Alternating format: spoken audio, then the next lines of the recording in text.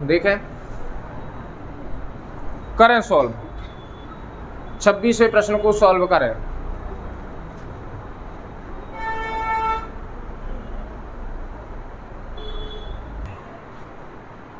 तो प्रश्न कह रहा है कि एक आदमी अपने वेतन का 75% भाग खर्च करता है।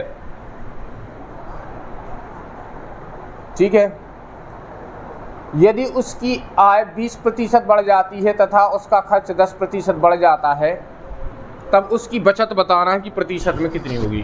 कहने का अर्थ ये है, एक व्यक्ति जब कोई व्यक्ति, मान लिया हमने व्यक्ति की आय 100 रुपये है,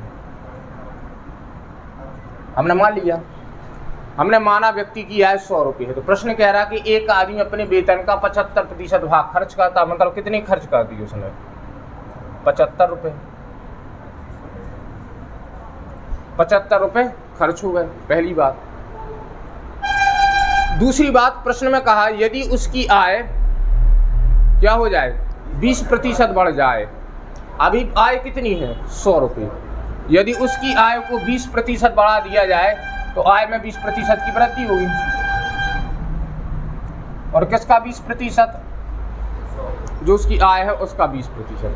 यदि आय में 20% की वृद्धि कर दी जाए, आय उसकी यदि 100 थी, ये जो कुल आय थी, तो हमने क्या माना 100, इसमें यदि हम 20% की वृद्धि कर दें तो कितना हो जाएगा? 120।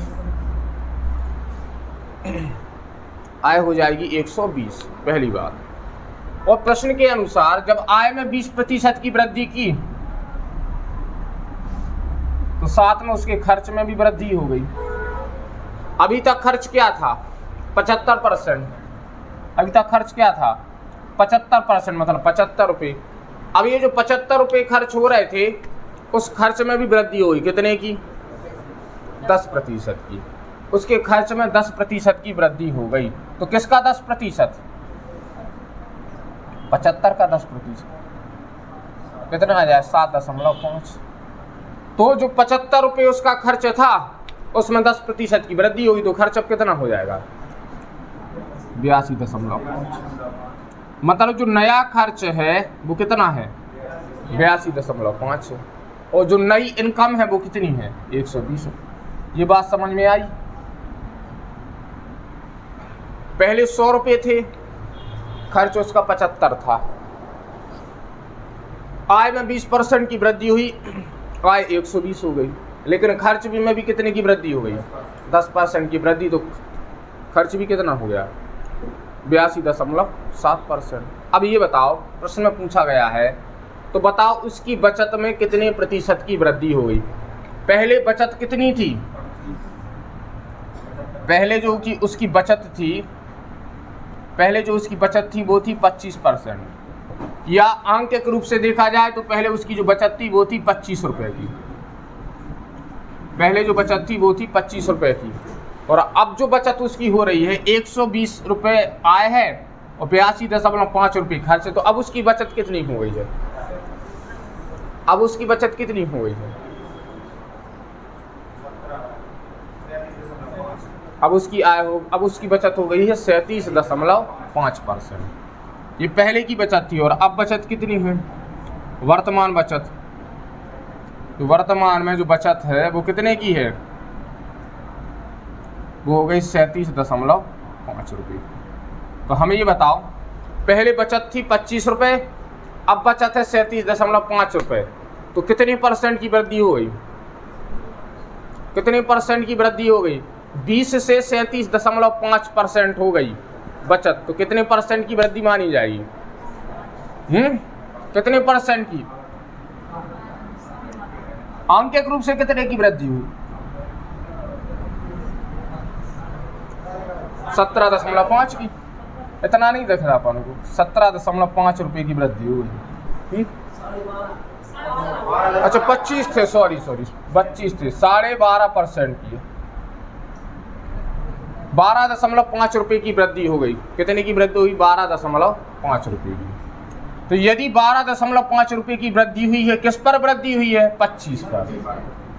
25 पर 12.5 रुपये की वृद्धि होगी, मतलब 12.5 कितना है 25 का 50%। मतलब यदि पहले 100% था तो अब कितना हो गया 50% और बढ़ करके 150%। या ऐसा देख लूँ 25 का कितने प्रतिशत, 25 का कितने प्रतिशत 12.5, ऐसे ही होगा 25 का कितने प्रतिशत 12.5, परिणाम में 100 से गुणा, टोटल से भाग, परिणाम में 100 से गुणा, टोटल से भाग, दशमलव हटाओ नीचे 0 आ जाएगा, 0 से 0 कट जाएंगे, 25 पंचे 125, 50 दाम 50, मतलब उसकी जो बचत थी, बचत में 50% की वृद्धि हो गई। बचत में कितने की वृद्धि हो गई 50%, नोट कर लो। तो बढ़ते हैं अगले प्रश्न की ओर। अगले प्रश्न को देखें क्या है अगला प्रश्न। विपिन अपनी आय का 75% भाग खर्च करता है और शेष भाग की करता है बचत। शेष भाग की करता है बचत। यदि वेतन का 40% बढ़ जाए तथा खर्च में 36% बढ़ जाए तो बताना है हमें उसकी बजट में प्रतिशत वृद्धि कितनी हुई है, उसके बजट में कितने प्रतिशत की वृद्धि हुई है। करें क्वेश्चन सॉल्व। प्रश्न कह रहा है कि विपिन अपनी आय का 75% खर्च करता है, शेष भाग की करता है बचत। और प्रश्न के अनुसार यदि उसका वेतन 40% बढ़ जाता है और खर्च में कितने प्रतिशत की वृद्धि हो जाती है 36% की, तब हमें बताना है कि उसकी बचत में कितनी वृद्धि हुई है। ये बजट नहीं है, क्या है बचत, ये बचत है। तो उसकी बचत में कितने प्रतिशत की वृद्धि होती है, तो हम बताना है उसकी बचत में कितने प्रतिशत की वृद्धि होती है। बोर्ड पर आए देखें। हम एक चीज बताओ, अभी पिछले प्रश्न में अपन ने किया 100 आय है, पिछले प्रश्न में किया हमने माना था कि 100 उसकी आय है, और यदि 100 आय है तो उसका वो 75% क्या कर रहा है, ये आय जो है उसकी कितनी है 100, ये जो 100 आय है इस 100 आय का वो कितना खर्च कर रहा है 75%। तो यदि उसने 75% खर्च कर दिया है तो बचा कितना उसका, तो उसका बचा कितना 25% बचत। 100 का 75% 75 ही होगा, 100 का 25% 25 ही होगा, मतलब उसने 75 रुपये खर्च कर दिए और 25 रुपये उसने बचा लिए, ऐसा ही होगा। अब प्रश्न के अनुसार यदि उसका जो वेतन है वो कैसा हो जाता है 40% बढ़ जाता है, इसका अर्थ क्या हुआ, वेतन हो गया 140, ये वेतन हो गया, मतलब आय 140 हो गई, जो 100 थी वो कितनी हो गई 140। और प्रश्न में कहा गया है कि यदि उसकी जो खर्च है, खर्च में 36% की वृद्धि हो जाए। खर्च कितना था 75 था, 75 खर्च था, 75 में 36% की वृद्धि करना है। खर्च में कितने की वृद्धि करना है 36% की। तो हम क्या करें 75 का 136% निकाल दो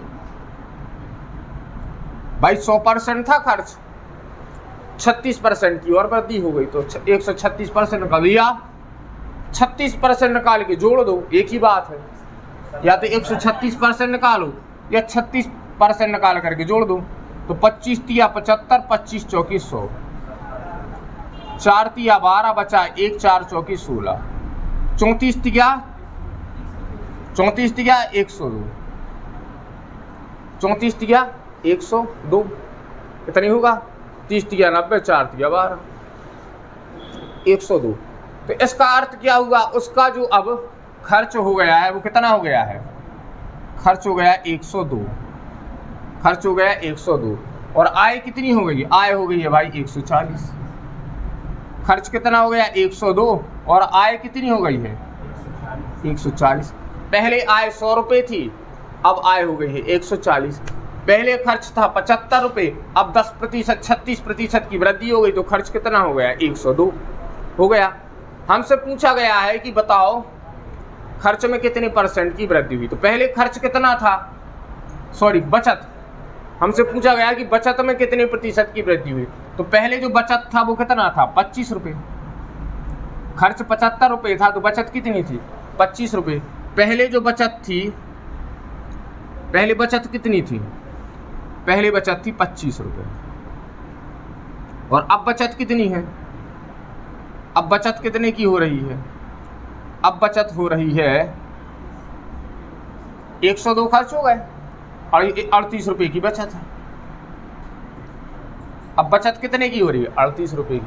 इसका अर्थ ये है जो बचत 25 रुपये थी अब 38 रुपये हो रही। कितने की वृद्धि हो गई बचत में, 13 रुपये की वृद्धि हुई। बचत में कितने की वृद्धि हुई, 13 रुपये की। तो कितने % बढ़ गई बचत, 25 से 38 हो गई बचत। कितने % की वृद्धि हो गई बचत में, 13% की वृद्धि हो गई। 13 रुपये की वृद्धि हुई है। परसेंट में पूछा कितने % की वृद्धि हो गई। यदि बचत 25 रुपये से 38 रुपये हो गई तो कितने % की वृद्धि हो गई, 25 से 38 हो गई। 25 का कितने प्रतिशत है, 13। 25 का कितने % है, 13। सीधी बात, परिणाम में 100 से गुणा और टोटल से भाग। 25 चौके 100, 13 चौके 52, 52% की वृद्धि हुई। नोट कर लो। अगले प्रश्न की तरफ बढ़े, नोट कर लिया हो तो देखें अगला प्रश्न, सॉल्व करें। एक गांव में पुरुष तथा महिलाओं की संख्या के बीच अनुपात 3:2 है। पुरुष का 20% और महिला का 25% शिक्षित है। पुरुष का 20% और महिला का 25% शिक्षित है। तो हम बताना क्या है, तो हम बताना है तब गांव में कुल शिक्षित लोगों का प्रतिशत क्या है। तो हम बताना है कुल शिक्षित लोगों का प्रतिशत क्या है गांव। बड़ा आसान है, करें सॉल्व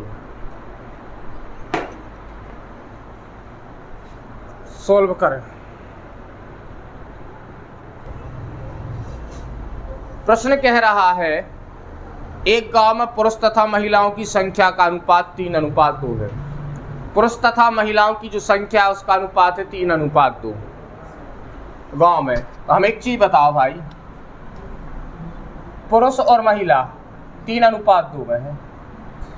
पुरुष और महिला कितने में, 3:2। बिल्कुल आसान, हम कई बार बोल चुके हैं, जब भी अनुपात दिया हो, % का क्वेश्चन हो और % में ही आंसर जा रहा हो, तब क्या करना चाहिए। एक बात अच्छे से बेसिक में ध्यान रखना, जब भी प्रतिशत का क्वेश्चन हो, संख्या कुछ ना दी हो, % का क्वेश्चन हो और आंसर भी % में जा रहा हो, तो सबसे महत्वपूर्ण काम क्या करना होता है, उस क्वेश्चन को 100 पर मान के करो। उस क्वेश्चन को किस पर मान कर करें, 100। जब प्रतिशत का क्वेश्चन हो और आंसर भी कहाँ जा रहा हो, %, बीच में कोई भी संख्या ना दी हो, पूरे प्रश्न में कोई भी संख्या ना दी हो, तब ऐसा प्रश्न 100 पर करते हैं। अपन ने मान लिया, हमने मान लिया कि 300 पुरुष है, 200 महिलाएं। हमने मान लिया कि 300 पुरुष है और 200 महिलाएं, ऐसा ही है। 3:2 बन जाएगा। दोनों का अनुपात निकालो, 300 और 200 का अनुपात कितना आएगा, अनुपात 3:2। तो यदि 300 पुरुष और 200 महिलाएं, तो प्रश्न कह रहा है कि पुरुषों का 20% शिक्षित है, तो 300 का 20% निकाल लो। पुरुषों का 20% शिक्षित है, कितना आ जाएगा, 60, हाँ या ना। महिलाओं का 20% शिक्षित है, महिलाएं हैं कितनी, 200। महिलाओं का यदि 25% शिक्षित है तो महिलाओं को 25% निकाल दो, कितना आ जाएगा, 25 दूनी 50, 25 दूनी 50। कुल कितने हो जाएंगे, 50 और 60 कितने हो जाएंगे, 110। इसका अर्थ ये हो गया कि कुल 110 लोग शिक्षित हैं। कुल कितने लोग शिक्षित हैं, 110। 60 पुरुष शिक्षित हैं और 50 महिलाएं शिक्षित हैं। टोटल कितने लोग शिक्षित हैं, 110। कितने में से, 300, 200, 500 में से। 500 टोटल में से, 500 टोटल में से 110 लोग शिक्षित हैं। इसका अर्थ है कितने % लोग शिक्षित हैं, इसका अर्थ कितने लोग शिक्षित हैं, 500 का कितने परसेंट होगा 110। हर बार ये बात लिखी नहीं जा सकती कि हम बार लिख कर दिखाए कि 500 का कितने प्रतिशत है 110। ये बात हर बार लिखी नहीं जा सकती। तो 500 का कितने प्रतिशत होगा 110। एक परिणाम में 100 से गुणा टोटल से भाग। अपन 10वीं क्लास में थोड़ी बैठे हैं कि हर चीज़ बार बार लिखी जाए। 5 से काट दूँ 22 बार, तो आंसर क्या आ जाएगा 22%। तो इसका अर्थ ये हुआ कि गांव में कुल 22% जनसंख्या वो कैसी है, शिक्षित है। इनमें से कितने 20% पुरुष और 25% महिलाएं शिक्षित है। तो कुल आबादी कितने परसेंट शिक्षित है, 22%। नोट कर लो। क्वेश्चन की तरफ बढ़े और अब देखना है कि अगले क्वेश्चन में हमारे सामने क्या आता है। अगले प्रश्न की तरफ बढ़े। देखें क्या है प्रश्न। एक परीक्षा में 300 लड़कियां और 1100 लड़के हैं, जिसमें लड़कियों का 40% तथा लड़कों का 50% भाग पास हुए, तब फेल छात्रों का प्रतिशत। लगभग समान ही प्रश्न है, लगभग एक जैसा। करें सॉल्व, लगभग समान। चलो तो देखें प्रश्न में क्या है, सॉल्व करें। आए बोर्ड पर। प्रश्न में कहा है एक परीक्षा में 300 लड़कियां हैं, गर्ल्स कितनी हैं,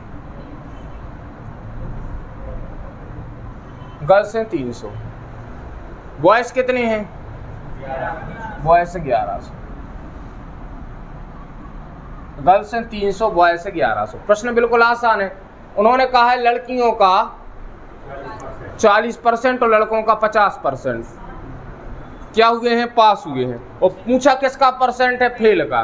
तो भाई जो पास हो गए हमें उससे मतलब नहीं, हमें मतलब किससे, फेल से, क्योंकि हमसे फेल छात्रों का परसेंट पूछा है।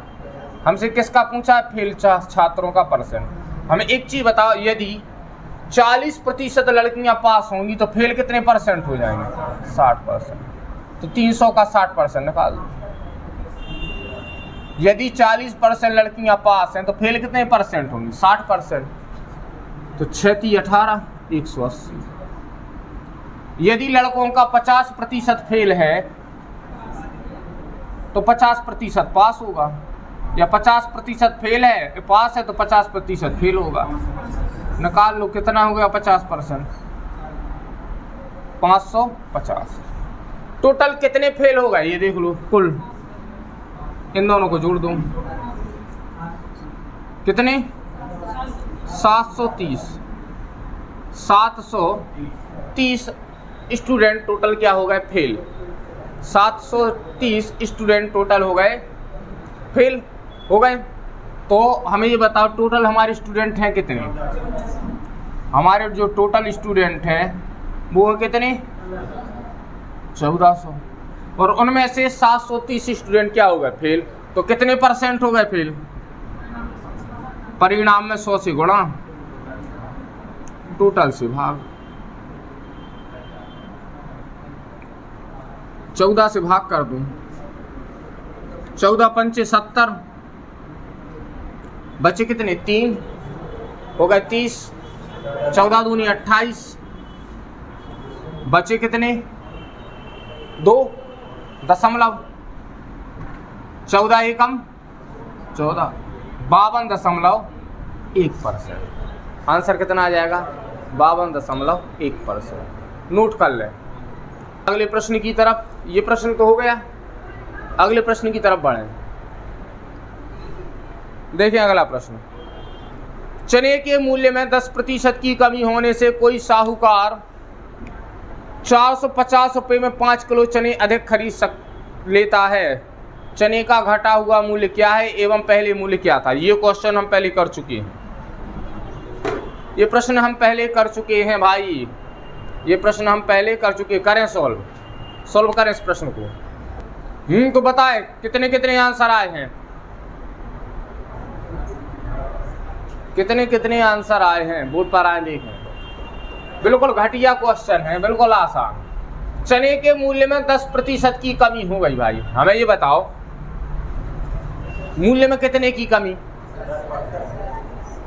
मूल्य में कमी 10% की, 10% की मूल्य में कमी हो गई, 10% की मूल्य में कमी हो गई, तो हमें एक चीज़ बताओ, 10% की कमी होने से इफेक्ट क्या होगा, प्रभाव क्या पड़ा?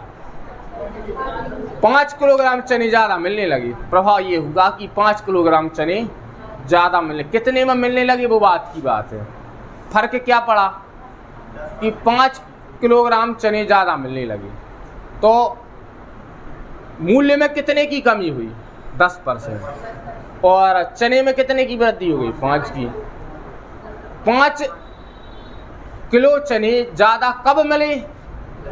जब 10% की कमी। अगर 10% की कमी ना होती तो 5 किलो चने ज़्यादा ना मिलते। इसका अर्थ क्या है कि ये जो 10% है ये सीधे सीधे 5 किलो के बराबर है, क्योंकि 10 किलो जैसे ही 10% की वृद्धि हुई वहाँ पर 5 किलो चने ज़्यादा मिले। 10% वृद्धि होने के कारण मिल रहे हैं 5 किलो चने ज़्यादा, इसलिए 10% किसके बराबर? 5 किलो की। तो 100% किसके बराबर? जितना दिया है उससे भाग, जितना निकालना उससे गुणा। हाँ या ना? 5 धाम 50। इसका अर्थ क्या हो गया? 100% मतलब कुल चनों की मात्रा। तो कुल चने कितने किलोग्राम हो गए? 50 किलोग्राम। तो हमें एक चीज़ बताओ, ये जो 50 किलोग्राम चने हमें मिले हैं टोटल कितने रुपए में मिले हैं? 450 रुपये में।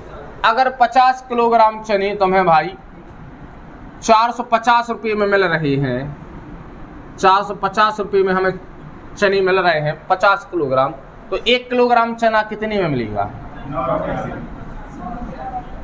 भाग दे दो 50 से, कितने का? 9 रुपये का। तो ये कौन सा मूल्य है? ये घटा हुआ मूल्य, क्योंकि 10% 5 किलो के बराबर है। 5 किलोग्राम चने कम मिले हैं जब रेट घट चुका है तब। तो इसका अर्थ ये है कि रेट मूल्य घटने के बाद हमें 9 रुपये प्रति किलोग्राम के हिसाब से क्या मिल रहा है? 9 रुपये प्रति किलोग्राम के हिसाब से चने मिल रहे हैं। तो उन्होंने जो पूछा है चने का घटा हुआ मूल्य क्या है, तो चने का घटा हुआ मूल्य क्या है? 9 रुपये प्रति किलोग्राम। चने का घटा हुआ मूल्य क्या है? 9 रुपये प्रति किलो। और एक चीज़ और पूछी, तो बताओ पहले मूल्य क्या था? उन्होंने पूछा पहले मूल्य क्या था। हमें एक चीज़ बताओ, दोनों तरीके से कर सकते हैं कि यदि पहले का मूल्य पूछा है तो 5 किलोग्राम चने हमें ज़्यादा मिल रहे हैं, कितने में? 450 रुपये में। हमें पता है कि 50 किलोग्राम चने मिले हैं जब मूल्य कम हो गया है। हमें पता है कि जब मूल्य कम हो गया तब कितने किलोग्राम चने मिले हैं? 50 किलोग्राम। यदि मूल्य कम ना हुआ होता तो हमें ये 5 किलो जो ज़्यादा मिले हैं वो ना मिलते, तो 50 की जगह कितने मिलते? 45 किलोग्राम। हमें कितने मिलते? 45 किलोग्राम मिलते। कितने रुपए में? 400 रुपये में हमें 45 किलोग्राम चने मिलते, क्योंकि 5 किलोग्राम एक्स्ट्रा जो मिल गए हैं हमें कमी होने के पर वो ना मिलते। और जब 5 किलोग्राम चने ना मिलते तो कितने मिलते हैं? 45 किलोग्राम। कितने में? 450 रुपये। तो 1 किलोग्राम कितने का बनता? 1 किलोग्राम बनता 10 रुपये का। तो इसका अर्थ क्या हो गया? इसका अर्थ ये हो गया कि पहले चने का मूल्य था 10 रुपये प्रति किलोग्राम, अब चने का मूल्य है 9 रुपये प्रति किलोग्राम। बात आ रही समझ में? तो इस तरीके से हमें प्रश्नों को करना है। नोट कर लूँ। चलें तो अगले प्रश्न की तरफ। नोट हो गया हो? आए देखें अगला प्रश्न क्या है। प्रश्न है, मोहन अपनी आय का 20% भोजन पर, 30% वस्त्र पर तथा 15% शिक्षा पर खर्च करके 700 रुपये बचा लेता है, तो उसकी मासिक आय क्या है? अगर ये नहीं बना तो घर द्वार छोड़ करके जंगल में चली जाओ। अगर ये प्रश्न हमसे बन नहीं रहा है तो बताएं आंसर। प्रश्न कितना आ रहा? 2000।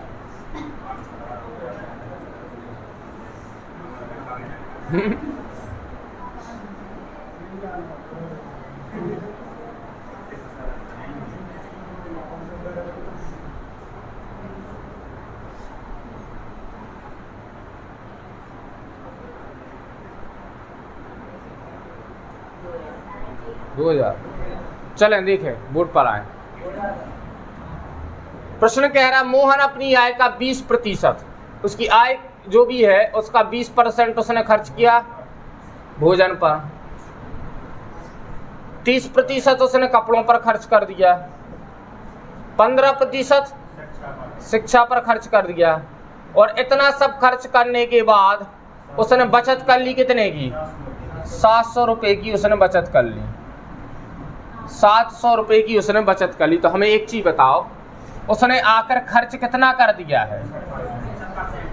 उसने 30 और 20, 50 और 15, 65% उसने खर्च कर दिया है। उसने कितना खर्च कर दिया? 65% खर्च कर दिया। प्रश्न कह रहा है कि उसने 700 रुपये बचा लिए। ये क्या उसकी बचत? तो हमें एक चीज़ बताओ कि जब 65% उसने खर्च कर दिया तो उसने बचाया कितना? 35%। टोटल आए तो 100% है। 65% खर्च हो गया, बचा उसके पास 35%, और प्रश्न के अनुसार बचा है कितना? 700 रुपये। इसका अर्थ क्या हुआ? 35% 700 के बराबर। तो हमसे टोटल पूछा है, क्या पूछा है? कुल आय बताओ। कुल आय कितनी? 100%। तो कुल आय कितनी हो जाएगी? जितना दिया है उससे भाग, जितना निकालना है उससे गुणा। 35 दूनी 70। आंसर कितना आ जाएगा? 2000। आंसर कितना आ जाएगा? 2000 रुपये। बात आई समझ में? नोट कर लो। तो चले भाई अगले प्रश्न की तरफ बढ़े। बड़ा आसान प्रश्न,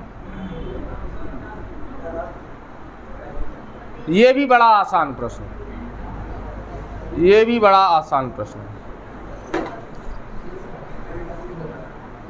कुछ लोगों के लिए आसान है, कुछ लोग फुल टास्क। चलो तो प्रश्न को सॉल्व करते हैं और देखें कि आखिर परिस्थितियां क्या हैं। प्रश्न कह रहा है श्याम अपनी आय का 20% उसने किया है भोजन पर खर्च। श्याम ने अपनी आय का कितना खर्च कर दिया है? 20% खर्च कर दिया है। अच्छा, आय का 20%, किसका 20%? आय का।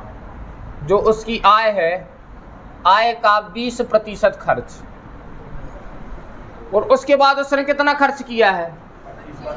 25%। किसका 25%?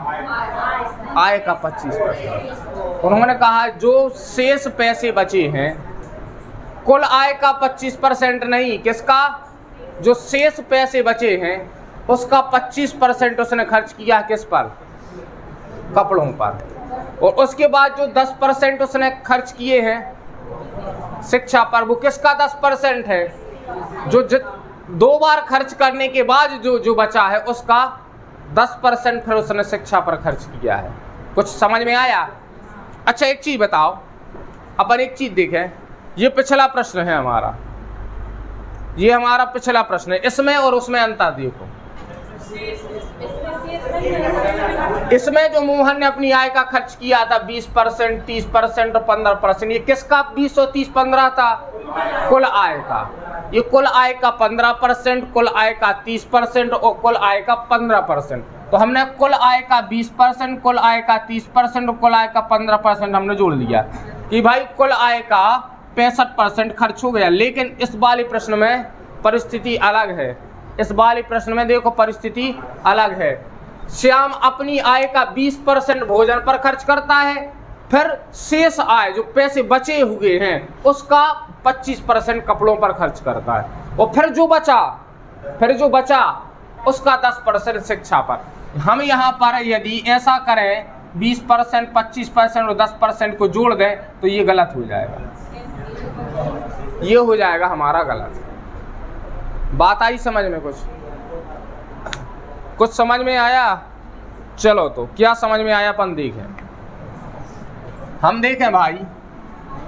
अच्छा एक चीज़ समझो, हमें एक चीज़ बताओ। हम दोनों तरीके से कराएंगे प्रश्न, हम दोनों तरीके से प्रश्न करा देंगे। दोनों के हम तो तीनों तरीके से करा देंगे। दोनों क्या? तीनों तरीके से प्रश्न करा देंगे। बोर्ड पर आओ, समझे। हम तीनों तरीकों से प्रश्न को देखें, हम तीनों तरीकों से प्रश्न को देखें, अच्छे से आए समझ में। बोर्ड पर आए। हम एक चीज बताओ, राम अपनी आय का कितने %? 20%। तो 20% की फ्रैक्शन क्या बनेगी? 1/5। उसके बाद उन्होंने कहा कितने परसेंट, शेष का 25%, कितना 1/4। उसके बाद उन्होंने कहा शेष का 10%, तो 10% की फ्रैक्शन क्या बनेगी 1/10।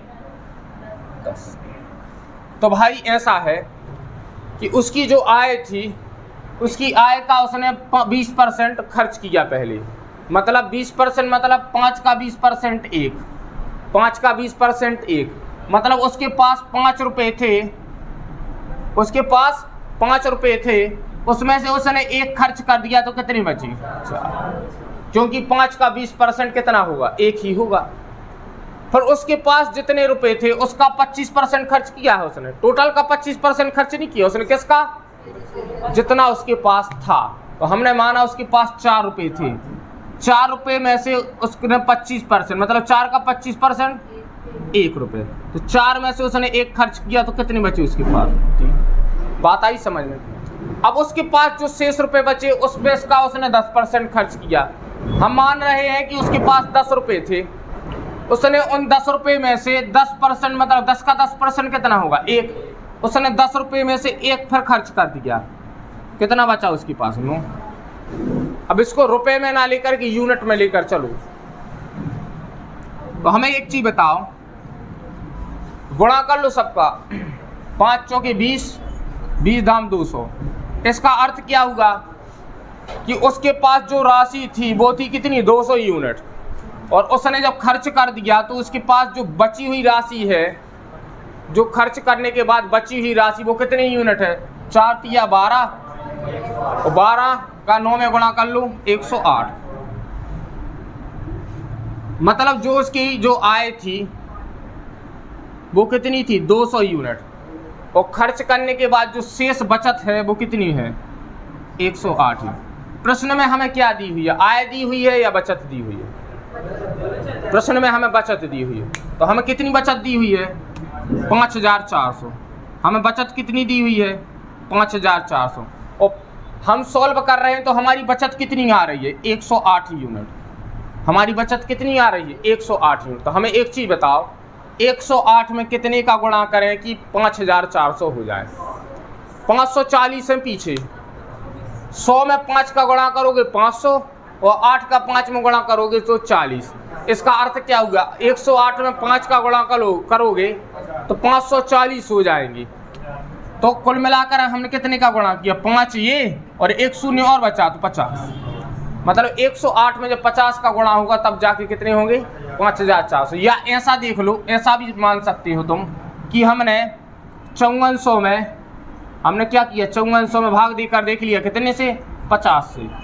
50 से भाग देने पर हमारा कितना आएगा, 50 से भाग देने पर, सॉरी 50 से नहीं 108 से, हम 108 से जब भाग देंगे तो 108 का भाग देंगे तो 50 बार भाग जाएगा, तो 50 से गुणा कर दिया। अब यहाँ पर भी कितने से गुणा कर दें 50 से, क्योंकि जो यहाँ पर अनुपात है वही अनुपात यहाँ पर बनेगा।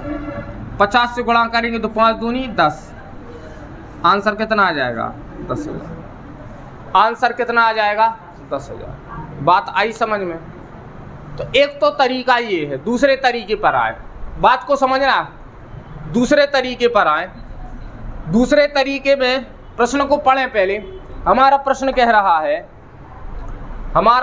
रहा भाई देखो बोर्ड पर कि श्याम अपनी आय का 20% भोजन पर खर्च कर दिया, ऐसा ही बोला उसमें। हम एक चीज़ बताओ, उसकी एक आय है, उसमें यदि उसने 20% खर्च कर दिया, इसका अर्थ क्या हुआ, उसने अपनी आय में से 20% खर्च किया, मतलब उसके पास जो पैसे थे उसमें से 20% कम हो गए, इसका यही अर्थ हुआ। उसके पास जितने पैसे थे 20% खर्च हो गए, मतलब 20% रुपये कम हो गए उसके पास। अब जितने बचे उनमें से उसने 25% कपड़ों पर खर्च कर दी, मतलब जितना बचा था अब उसमें से 25% और कम हो गए। अब फिर जितना बचा उसका 10% खर्च कर दिया, मतलब फिर जितना बचा उसमें से 10% और कम हो गए।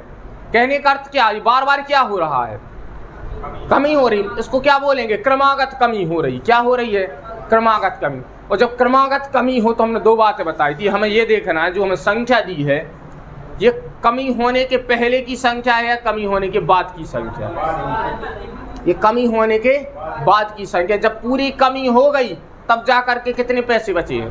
5400। तो कैसे करेंगे? रिवर्स लगाओ,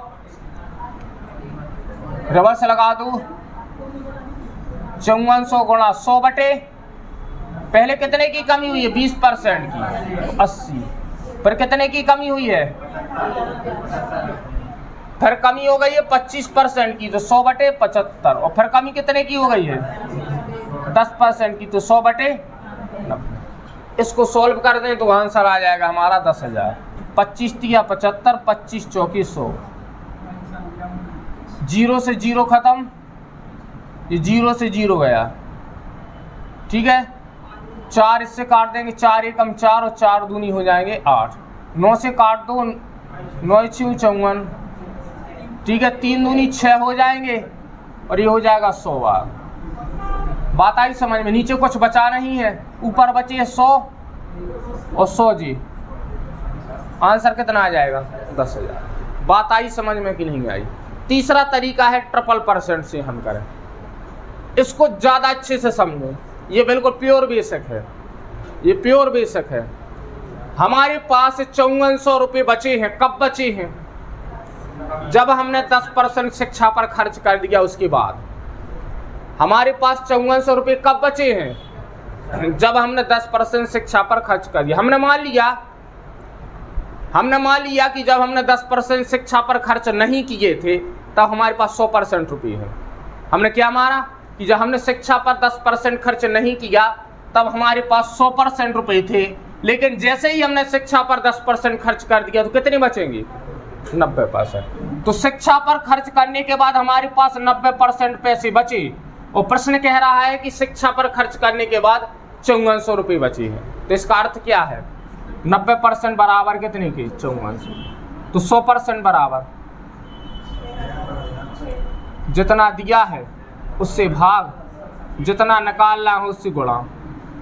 ऐसे ही करते हैं, ऐसे ही करते हैं। 9 6 54, आंसर आ जाएगा कितना? 6000। तो 100% बराबर 6000। और हम क्या मान कर बैठे थे कि शिक्षा पर खर्च करने से पहले हमारे पास 100% पैसे थे, और हमने 100% की वैल्यू निकाल ली। इसका अर्थ क्या हुआ कि शिक्षा पर खर्च करने के पहले हमारे पास 6000 रुपये थे। शिक्षा पर खर्च करने से पहले हमारे पास 6000 रुपये थे। अब और ऊपर बढ़े, प्रश्न कह रहा कि 25% वस्त्रों पर खर्च किया। हम मान लें कि वस्त्रों पर खर्च करने के पहले हमारे पास 100% पैसे थे। वस्त्रों पर खर्च करने के पहले हमारे पास 100% पैसे थे, और जब हमने वस्त्रों पर 25% खर्च कर दिए तो कितने बचे? 75%। वस्त्रों पर खर्च कर दिए तो कितने बचे? 75%। और हम देख रहे हैं कि वस्त्रों पर खर्च करने के बाद हमारे पास 6000 रुपये बच रहे। कितने बच रहे? 6000। इसका अर्थ क्या होगा कि 75% 6000 के बराबर है। तो 100% बराबर, तो 100% बराबर जितना दिया है उससे भाग, जितना निकालना है उससे गुणा। 25 तिया 75, 25 चौके 100, 3 दूनी 6। आंसर कितना आ जाएगा? 8000। अब आ जाए, हमने मान के क्या चला था कि हम जब वस्त्रों पर खर्च नहीं किया था तब हमारे पास 100% पैसे थे, और ये 100% की वैल्यू आ गई 8000। इसका अर्थ क्या है? जब हमने वस्त्रों पर खर्च नहीं किया था तब हमारे पास कितने पैसे थे? 8000। ऐसा ही है। और आगे देखें, प्रश्न कह रहा कि 20% हमने भोजन पर खर्च कर दिया। मान लिया राम ने जब भोजन पर खर्च नहीं किया था तब उसके पास 100% पैसे थे, और अब भोजन पर 20% खर्च कर दिए तो कितने बचे? 80%। और प्रश्न के अनुसार भोजन पर खर्च करने के बाद कितने बचे? 8000। इसका अर्थ क्या हुआ? 80% बराबर 8000। तो 100% बराबर 100% बराबर हो जाएंगे, जितना दिया है उससे भाग, जितना निकालना है उससे गुणा।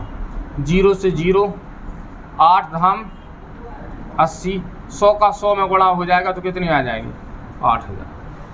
तो हम क्या मानकर चल रहे थे कि भोजन पर जब खर्च नहीं किया था तब हमारे पास 100% पैसे थे, और 100% की वैल्यू आ गई 10,000। तो बात ये है, तीनों तरीके से पढ़ने की आंसर आ रहे हैं कितने? 10,000। बात ये, जिसको ये अच्छे से समझ में आ रहा है, मतलब उसने परसेंटेज को डिटेल में पढ़ा है, उसने परसेंटेज को अच्छे से आत्मसात किया है। ये बेसिक है, ये फ्रैक्शन से हम लॉजिकल पढ़ रहे हैं, और ये क्या है, ये भी लॉजिकल एक प्रकार से हम देख रहे हैं कि बार बार क्रमागत कमी हो रही, इसी का फ्रैक्शन रूप है ये, इसी का फ्रैक्शन। इसमें और इसमें क्या अंतर है, देखो बोर्ड पे आओ, यहाँ अपॉन में 90 है, हमारे यहाँ भी अपॉन में 90 है, यहाँ नीचे 75 है, हमारे यहाँ भी नीचे 75 है, यहाँ नीचे 80 है, हमारे यहाँ भी नीचे 80 है, ऊपर 100 3 बार ऊपर हमारे 100, बात वही है, केवल इन तीनों को एक साथ मिक्स करके लिख दिया है। लिख लूँ